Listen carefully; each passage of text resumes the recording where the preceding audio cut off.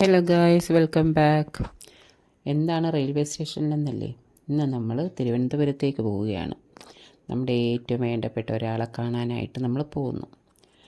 അപ്പം ആദ്യമായിട്ട് ട്രെയിനിൽ കയറുന്ന ഒരു കുഞ്ഞിൻ്റെ ഒരു എക്സ്പീരിയൻസാണ്. വളരെ ആകാംക്ഷപൂർവ്വം നോക്കിക്കൊണ്ട് നിൽക്കുന്നതാണ് കാണുന്നത്. ട്രെയിനിൽ കുറച്ച് നേരം യാത്ര ചെയ്ത് നമ്മൾ തിരുവനന്തപുരത്തെത്തി. അപ്പോൾ നമ്മൾ തിരുവനന്തപുരത്തൊക്കെ എത്തിക്കഴിഞ്ഞിട്ട് അവിടുന്ന് ഒരു ജ്യൂസൊക്കെ മേടിച്ച് എല്ലാവരും ഓരോ ജ്യൂസൊക്കെ കുടിച്ചതിന് ശേഷം നമ്മൾ ഒരു ട്രാൻസ്പോർട്ടിൽ കയറി നമ്മൾ പരുത്തിപ്പാറയിലിറങ്ങി. അതിനുശേഷം മുട്ടട എന്ന് പറയുന്ന സ്ഥലത്തേക്കാണ് നമ്മൾ പോയിക്കൊണ്ടിരിക്കുന്നത്. അവിടുത്തെയൊക്കെയാണ് നമ്മൾ കണ്ടുകൊണ്ടിരിക്കുന്നത്. നമ്മൾ കാണാനെന്ന ആളാണ് ഈ ഇരിക്കുന്നത്. ഇതാരാണെന്നല്ലേ?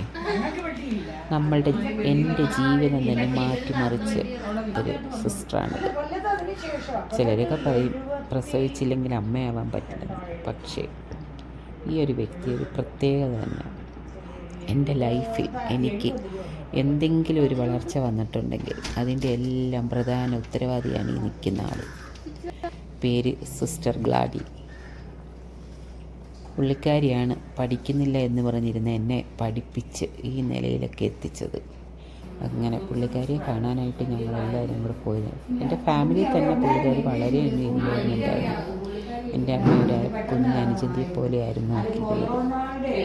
പുള്ളിക്കാരിക്ക് ഇപ്പോൾ 80 വയസ്സൊക്കെ ഉണ്ട്. അങ്ങനെ ഇപ്പം കുറേ കാലത്തിന് ശേഷം നമ്പറൊക്കെ കിട്ടാതിരുന്ന് വിളിച്ച് കിട്ടി. അപ്പം ആൻറ്റിയോപ്ലാസ്റ്റിയൊക്കെ കഴിഞ്ഞിരിക്കുകയാണെന്ന് പറഞ്ഞ് അങ്ങനെ ഞങ്ങളെ അവിടെ കാണാനെത്തിയപ്പം ഞങ്ങൾക്ക് പരിചയമുള്ള സിസ്റ്റേഴ്സ് മരിച്ചതിൻ്റെയൊക്കെ ഇതൊക്കെ കാണിച്ചു തരികയാണ് ഞങ്ങളുമായിട്ട്. അങ്ങനെ വളരെ സന്തോഷപൂർവ്വം ഞങ്ങൾ സ്വീകരിച്ച് ഞങ്ങൾ സർപ്രൈസായിട്ടാണ് ചെന്നത്. ഇത് ഭയങ്കര, പക്ഷെ നല്ല നീളമുള്ള നാരങ്ങ. പിടിച്ചേ, ഇത് പിടിച്ച്. ഇത് ഞാൻ കണ്ടിട്ടില്ല, ആദ്യമായിട്ട് കാണിയാ. ഞാനതാ വേറെ വല്ല മരമാണ്. ഓ, അവർക്ക് ഞങ്ങൾ വിറ്റ് അരി മേടിക്കുന്നു.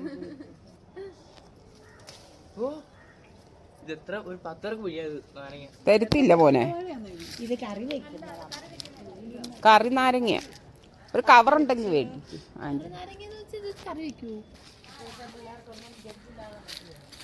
വരും ഗായ്സ്.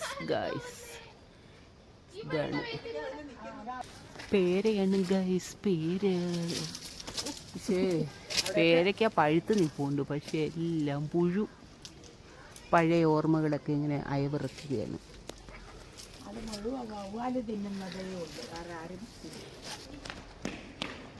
പുഴുവില്ലാത്ത നോക്കി തിന്നോ. 7